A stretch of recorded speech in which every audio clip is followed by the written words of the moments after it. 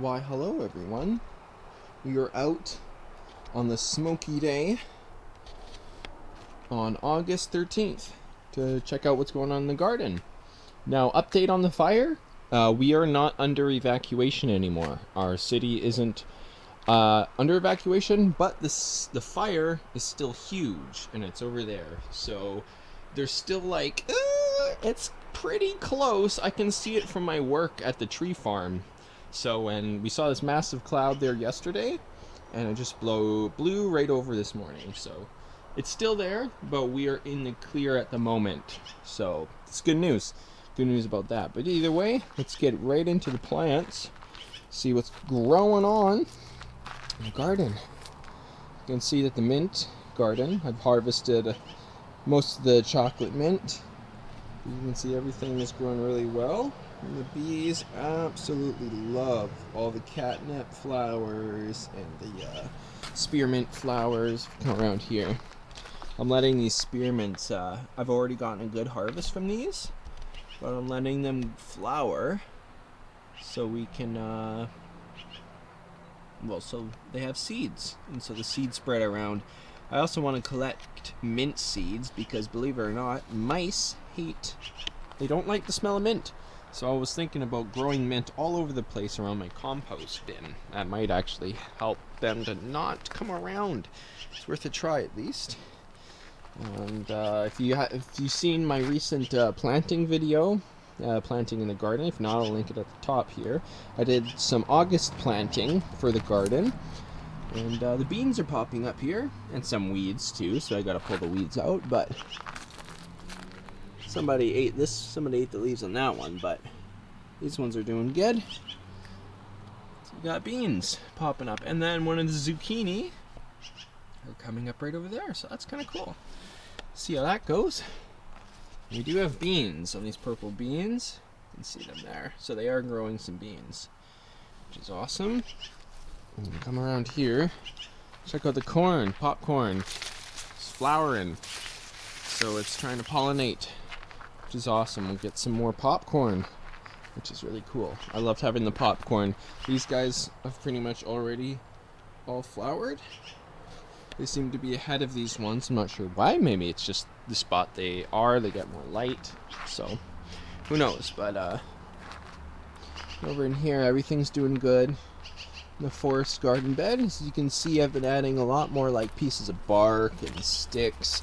I really want this ground to be like a forest, and I want the fungi to grow here. And I've been putting my mushroom waste from mushrooms in the kitchen. Been putting them there because here's to hope of just some random mushrooms inoculating the soil and the bark and everything and growing mushrooms here. That's the hope anyways. For when the fall rolls around, we'll actually have mushrooms growing in here year round. That would be really sweet. If not, I might just buy an inoculated mushroom block, stick it in the ground. Because you can, there's the garden giant mushrooms, which work really well. Either way, it's not mushroom season. There's no mushrooms in this garden. There's only plants. So you can see the comfrey is trying to come back.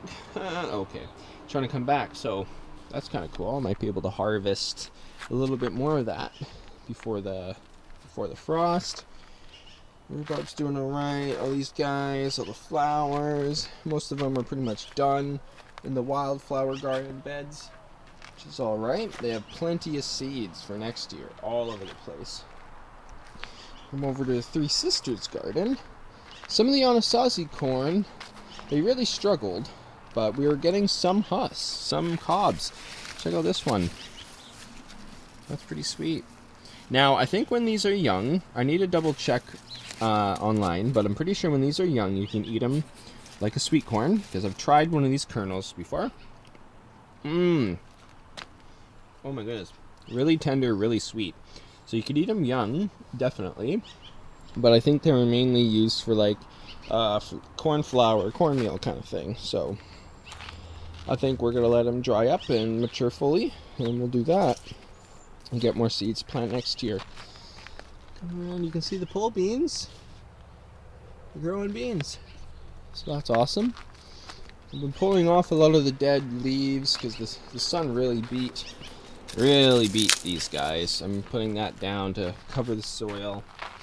And some of the other corns I didn't survive, just cut them down and put them down there. But I don't know if we'll get any squash from these guys. They haven't really had any female flowers yet, but it's definitely growing. There's a male flower there. But they're growing pretty well, so that is good. It is good. Really good. I don't know if these guys... Oh, they're creeping. This nasty creeper. Creeping up. Trying to choke out my beans. So that's enough out of him. But I don't think they have any beans yet. So hopefully we'll get some from them. That'd be awesome. Check it out. This canned soup. Canned tomato soup seeds. Boom. We got some tomatoes. That's pretty cool. This guy's just kind of staying small and really bushy, but this guy seems to actually be growing pretty good. So that's kind of cool. I wonder if there's like any suckers I should pull off. Yeah, maybe. I'll just pull off these bottom ones. Help push them up. Push the energy up. And just put them... I'll just toss them in here. You can see these brassicas are doing good. We got the cabbages. We got some broccoli. I'm not sure how the broccoli we'll see. They have a long season to go. And there's some kohlrabi in there too, but they're really small because they're too close together. That's what I learned. And look at that. That's the holy basil or tulsi. Oh, it smells so good. But I cut these ones down and I dried them up, and now they're growing back. I'm leaving this one for the seeds because I really want to keep the seeds, but I'm gonna have to harvest these ones again. That's sweet. Get more for more tea during the winter months. Oh, the carrots doing good. There's the chia, which I won't be planting in a pot like this next year, but now I know that they're fertile. I'll try planting them in the beds. Now, if you see me redo this garden, the one video, I'll link it on the top here. I fixed the soil. I took the styrofoam out because that's gross. And I planted peas and chickpeas in here. And I used the schmag from the beds that had the brassicas in it. So there's some brassicas coming up, but looks like a Swiss chard there. But we only had this chickpea, which grew a shoot and then something ate it, and now it's trying to grow another one. And we only had the 2 peas. So I wonder if some of the... oh, there's another one. Is that one? I can't tell. Don't think so, actually. But could be because there were old seeds, they could be not very fertile. Could be the problem, but we'll wait and see. We'll wait and see for next year, too, for planting. There's a sorghum. Still not much happening. They're not flowering or anything yet. So again, they're in a little pot, which isn't the best to grow these kind of plants. They need space. But oh, this is the pumpkin. It's growing all the way down here. He doesn't have any female flowers yet, but they'll get there. These, the watermelon. Oh, look. We have that one there. We have that one there. And we have this one here. It's a nice one. Now, I don't know how big these get, but I know they're kind of small. They're smaller ones, so I should look into that. So I harvest them at their optimal time. Just checking to see if any more of these flowers are female, because if so, I would like to pollinate them. But we'll see how it goes. Oh, this is the edible tobacco. Look at them go. Chewing up the flower. I'm going to put a bag over top to prevent cross-pollination so I can save the seeds from this variety. Because it's really neat. And I wouldn't I mean, you can eat it, but it's really strong. Like, it's bitter and you get strong nicotine with eating them. It's like, holy, hits the back of your throat. So it's kind of like, it's not something you put in a salad, that's for sure. But speaking of tobacco, all the little mapachos, Yeah, the little Permaculture tobaccos just hanging out. We got the tiny Havana tobacco and the tiny Virginia Gold tobacco. A lot of the tobaccos did not grow very tall, besides the Ahus. It's massive. Still haven't really been able to harvest any leaves from them yet, but some of them, this one might be getting there. But they've been heat, like this, it's all dry, but because it was heat damaged from the heat wave. Really hurt the leaves in this one. But I took the bag off because I'm pretty sure it's done flowering at this point. I don't think I need any more seeds in this, because each one of these pods holds over 1,000 seeds. So tobaccos are very efficient at making seeds, and we don't have to worry about that. I'll have plenty of Ahus seeds for next year. That and like years and years to come. We're getting some tomatoes. This is the Bonnie Best. Whoop, go around this side. One of them is turning a red. Very nice. And some Permaculture tobacco there. Well, the parsnips are doing well. I'm excited to harvest them next spring. It's going to be really nice. Now look at that. These guys are growing lots of little tomatoes. I've already harvested a few from them, from down here off that vine. And that is the, oh, it's not actually aroma tomato. I don't know why. I think my dad might have gotten them confused. So I should probably take this out. I think the ones in the back might be Roma, actually. I'm going to put that over there, figure that out. Oh look, the pepperick. Still really tiny, but we got some flowers. So we'll see if we get any little tiny paprikas. That'd be kind of cool. And the gold nugget tomatoes doing really well. I'm really happy with this variety of tomatoes because I can just direct sow them and look how big they grow, how many tomatoes they get. Like, that's awesome. So this is one of my favorites. I really want to save the seeds from some of these because they're really, really tasty as well. I love little cherry tomatoes. We got our jalapeno peppers here. Look at that. There's a few growing. There's one down here as well on this plant. There's another one right there. And look how tall they've gotten. So we're going to get lots of jalapenos this year, which makes me happy. I harvested a lot of the basil. That's why they were looking a little sad. I harvested a ton of them and dried them up. And we had them fresh and all that. And these are the black cherry tomatoes. Been harvesting these all around. Delicious, delicious. Love those. Look how many we got too. I had to train them up this thing because they're getting really tall. It's at the time of year when they're just wanting to go everywhere, which is alright, but still.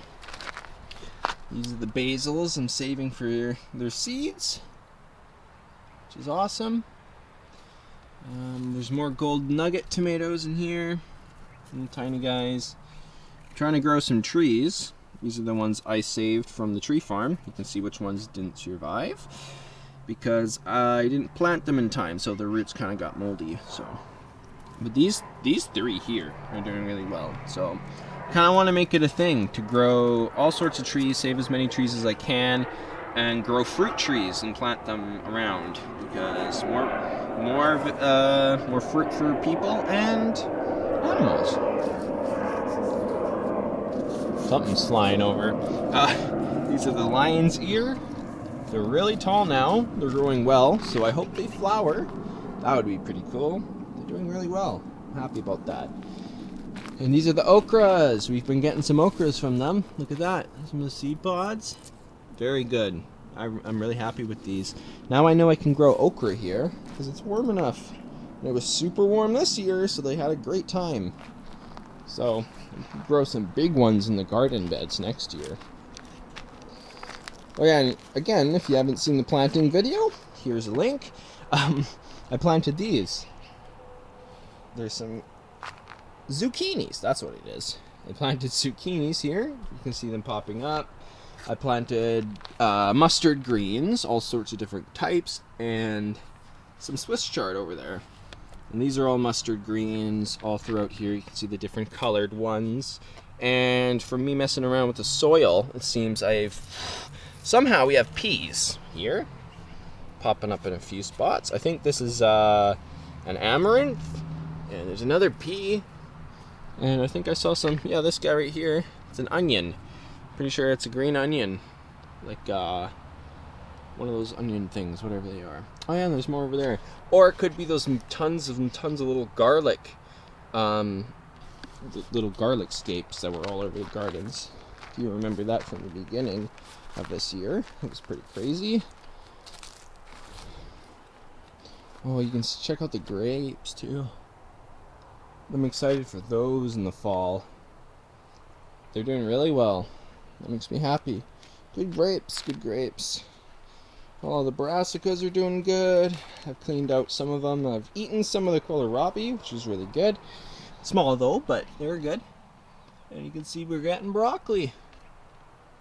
This one looks like he's doing pretty well. So, and that one's growing there too. So later on in the season, might get some good broccoli. And these Brussels sprouts over here are doing okay. This one, oh wow, look at that. He has little sprouts on him. But as it gets bigger, we are going to pull off the bottom leaves. And that will send a signal to the plant that it's under stress and it's going to start producing buds. So that's the plan with that. I harvested the lime basil again because it was growing huge once again. That's a dream root. It's doing really well. Look at that. It makes me happy that it's actually growing. There's a piece of grass in there. Don't need these weeds. Just want the room for this guy. Very interesting plant so far.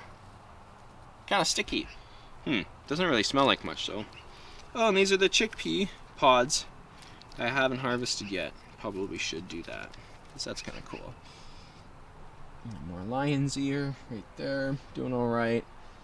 And the flowers doing good. Doing good. Check out the ashwagandha.